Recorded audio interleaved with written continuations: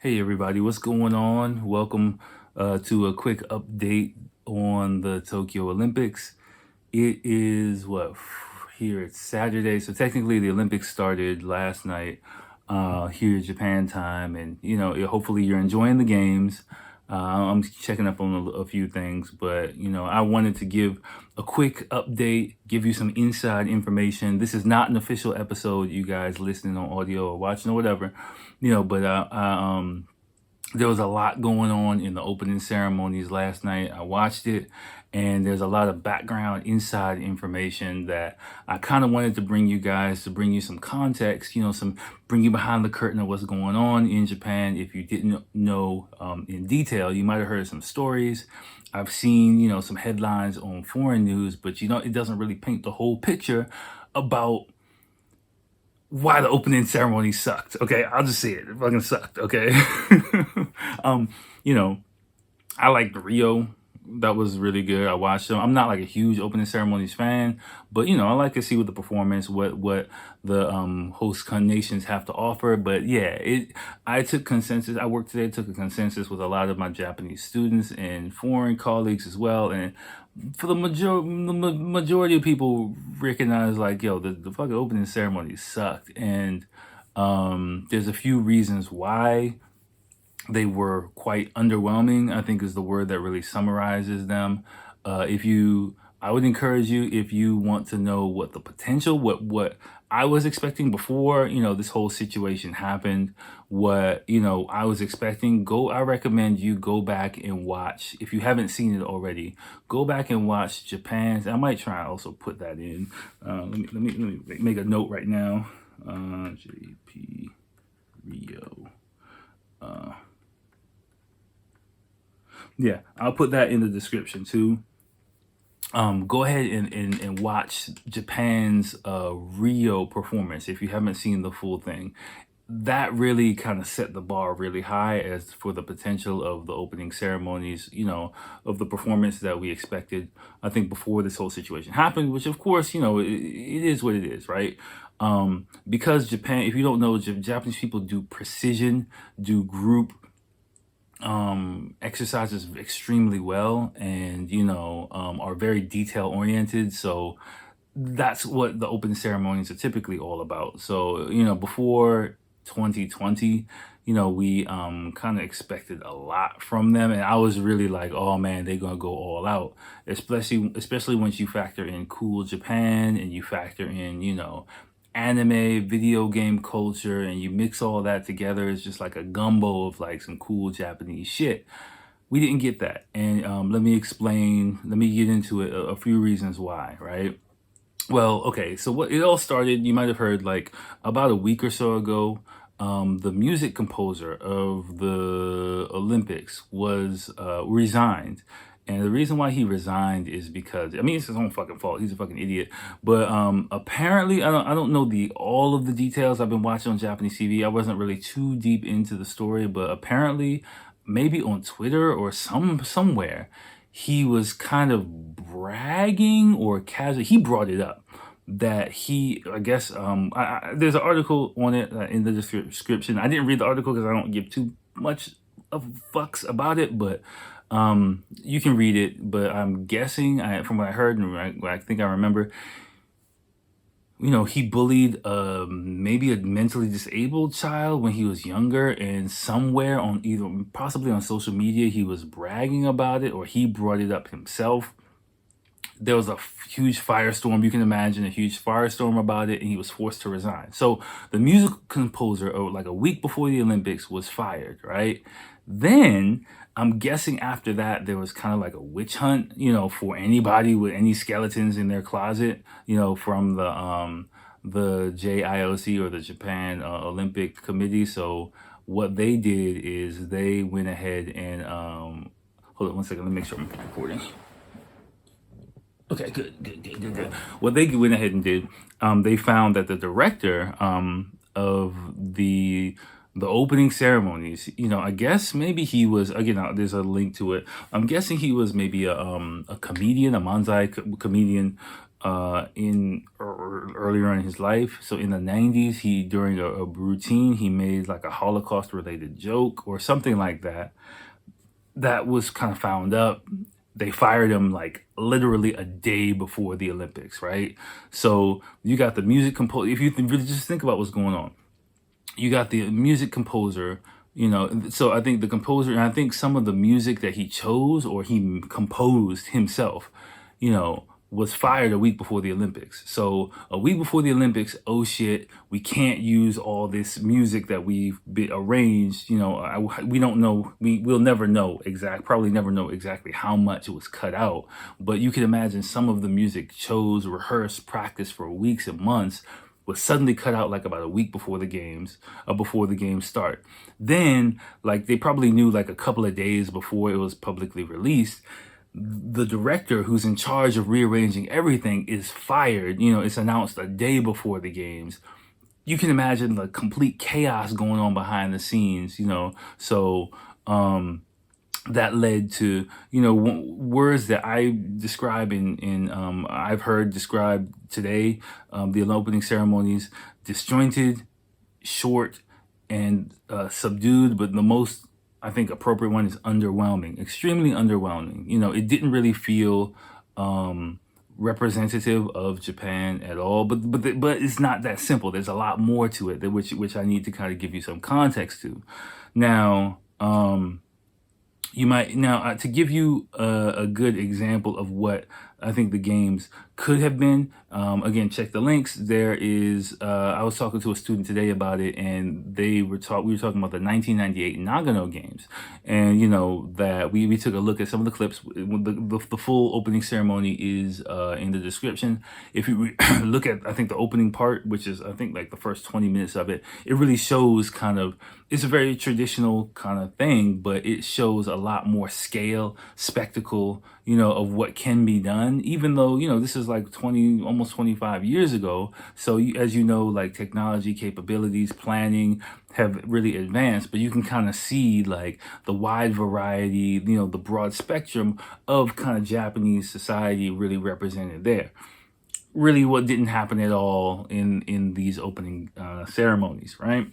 Now, you might think, of course, the situation with the director and the composer is important, but we have to kind of we gotta talk about the elephant in the room, which is the situation. I'm not gonna say what it is, but you know what it is, right? The C situation, right? The big C.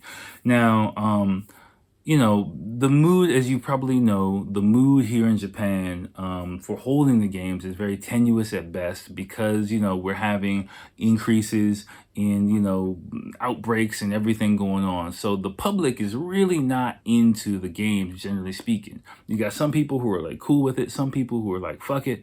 But everyone's not like gung-ho about this thing. It's really pretty much been pushed by the IOC because they want the bag, right? They want the money. I've talked about this on the episode a few times.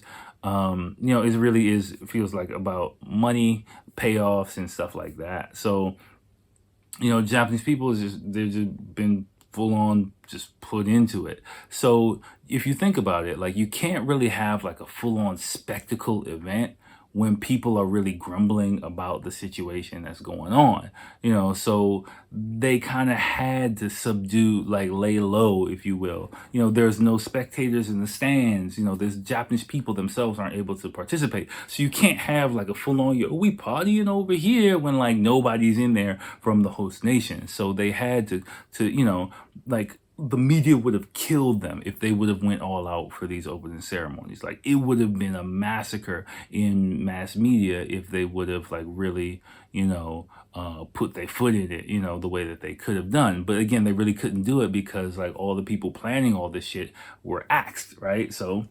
it's kind of DOA kind of situation. Now, another one thing that were clearly absent again. There was a lot of C related acknowledgement. I think that was the majority of that thing. I think done to kind of placate the Japanese public, which really felt disjointed and really didn't make much sense. When you got into the part about Japanese culture, it was just like, what the fuck is this shit? Like, it really wasn't, it just didn't mean shit. Like, there was also an absence, for me, noticeable absence of, anime, kabuki, video game culture, modern Japanese culture, the things that really are appealing to people wanting to come into Japan, which were hinted to in the Rio games, which of course couldn't be there. The one thing that was there was, so after we get past the main part, which is extremely short, kind of really weird, everyone's like, what the fuck? I was like, what the fuck? Then we get into the Olympic procession. Now, there was a lot going on there, too. Like, after a while, I just muted it. I'm not going to lie. I had some other shit that I was doing. I was talking to a friend online, so I just muted it, had the TV on. But if it might have been confusing for people, like in other countries, if you did have a chance to watch it, the order that countries were being introduced. Now, and for me, this is where the bullshit of these games really came out. I could kind of forgive the other stuff that happened, but when I put it, for me personally, like I'm kind of like, yo, just be real with whatever you're gonna do, right? Be real, keep it 100 with whatever you're gonna do. And if you're gonna have a subdued games, cool, for the situation, whatever, cool. But what happened is a small detail, but for me, it kind of showed the hand of the people in charge of these games and what this shit was really all about. I'll tell you why. Because during the so basically how the procession was going, it might have been confusing for several people. I don't know if they explained it in your native language or whatever, but pretty much it was going according to the Japanese alphabet, the hiragana alphabet, which is a, I, U, E, O, kakiku, keiko, I think ha, hu, he, o, blah, blah, blah, blah, blah, blah, right? So the order, like, for example, Algeria or whatever, Argentina, whatever, countries were coming, et cetera, et cetera, et cetera, and all the way to the end. Now, keeping that into account, right? America, you would expect, and I was expecting, I think everyone was expecting, that America would be one of the first countries to come out during the procession. They didn't. So I was like, okay, that's weird. So, maybe there's two kind of ways that America is pronounced. There's three, actually, that could have been pronounced. America. That didn't happen. So then I was like, okay, well, in kanji, technically, Beikoku is the way America said traditionally in Japanese, right? Not in katakana, but in kanji. So I was like, okay, maybe it's going to be Beikoku. Be comes out, no America. That's really weird. Okay. So then United States, maybe, U, which will be really weird, but, wait for the U, no America. The fuck? Like, what the fuck? It's clearly going in the hiragana alphabet. So it was really like, yo, what the fuck is going on? America's the second to last. I believe, I didn't really pay attention, but I heard France, America, and then ending with Japan. Japan makes sense. They're the host nation. Now, why was America the second to last nation to come out, right? That really felt out of place. And it didn't really make any sense, any way you slice it, really, right? And so I have my ideas what happened. I was talking to students today about it, and everyone was like, yeah, that makes kind of total sense. My theory on what happened is, personally, I think somewhere along the line, like the IOC probably, took a look at the order for the procession and saw that, how we're doing this traditional Japanese alphabet. Great. Well, America's going to come early. Whoa, slow down. That can't happen. Why can't that happen? Because the number one sponsor for TV rights for the Olympics is NBC. NBC is an American company.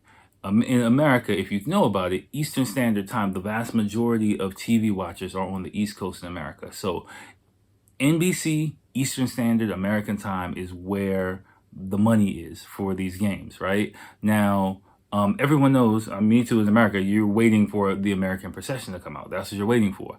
If that procession happened too early in the the games, the viewership would immediately drop off. People would just turn it off. Okay, whatever, turn it off, and then boom, NBC loses a bunch of money because no one's gonna watch the fucking commercials, whatever the fuck was on. Like after that, so delaying it until the end forced everyone to watch everything.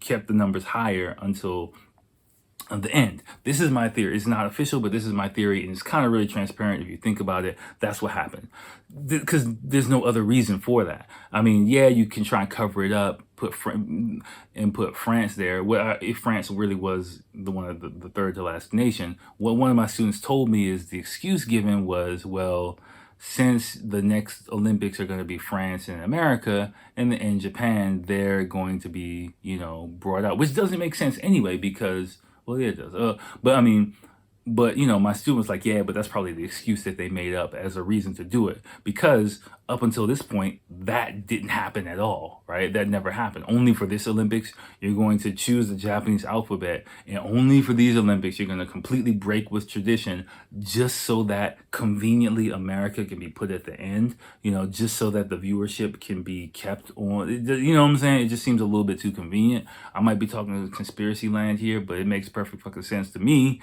especially when we know that the number one push for these games is the IOC, is the TV rights, is the money. I've kind of talked about that a little bit in Japan. Japan's really not participating in any of that stuff. So at this point, it's all about the money. So for me, when I saw that, it kind of threw away any bit of respect that I had for the opening ceremonies, for the preparation, for like the cuts and all that shit. Because, if you're trying your hardest to maintain the integrity of the game, and then you sell out like that just for some fucking TV rights shit, it's like, yo, all this shit that you're doing, it doesn't, fuck all that. That's how I feel, like you just talking some bullshit as far as I'm concerned. So yeah, that's kind of the big kind of tell for me. After that, I kind of tuned out even more. I was just texting Jeff. We were talking about how much this is bullshit. He was like, yo, a bunch of people are texting me like, yeah, this is some bullshit. Like, the really consensus that I've heard, like 85-90% of the people were like, yeah. I mean, I understood why it had to be subdued like this. I'm not just blaming them. I'm not saying they should have gone all out, because it's really a no-win situation. But the way it was executed, a lot of the fuck-ups and fumbles that were happened and controversies behind the scene, it was just a recipe for disaster. For me personally, like, I also got to talk about, if you watched it, like, they did the medley with John Legend and some other people I don't fucking know singing Imagine, which is cheesy as fuck to me.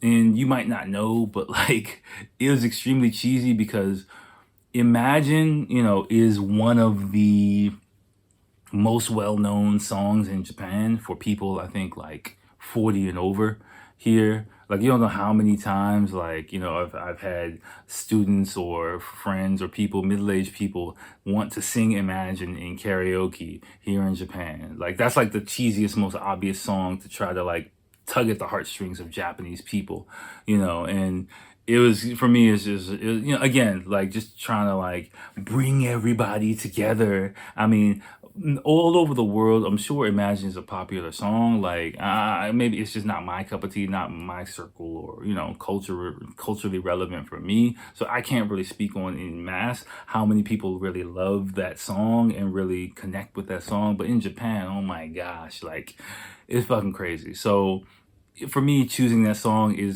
it might have been like a late addition, I'm guessing, just to kind of like try to unify Japanese people, as far, I mean, there could have been a bunch of other songs or a bunch of other ways to do it, but it kind of felt like, that's kind of like a kind of cheap move, for me, especially after the American thing. So yeah, after that, I mean, I didn't watch the end. I didn't watch the torch lighting, like, but so I was just kind of like, it's like, fuck, I'm going to bed. I got work tomorrow. Like, there's enough of this bullshit. So, I mean, congratulations to Naomi Osaka for lighting the torch flame. Again, like, they're trying to show inclusion. I don't really know how genuine that is, but whatever. I can't really judge that. But yeah, I think those are all. I got some notes. I think those are all of the main points I wanted to bring you up to date to on the opening ceremonies. There was a lot going on. I wish the athletes all the best. I'm not really going to comment anything more about that, but I just wanted to bring you this update to let you know what's been really going on behind the scenes and my take on the opening ceremonies. So check out the games, I guess, if you want to. I don't know. And episode 168 is recorded. Sorry for the delay, you guys. 167, 168. It's coming. I just need to edit it. But first, I'm just this rough video and audio just to kind of let you know what's going on with the games. So, all right, y'all. That's it for me, and I'll holler at you next time. Peace.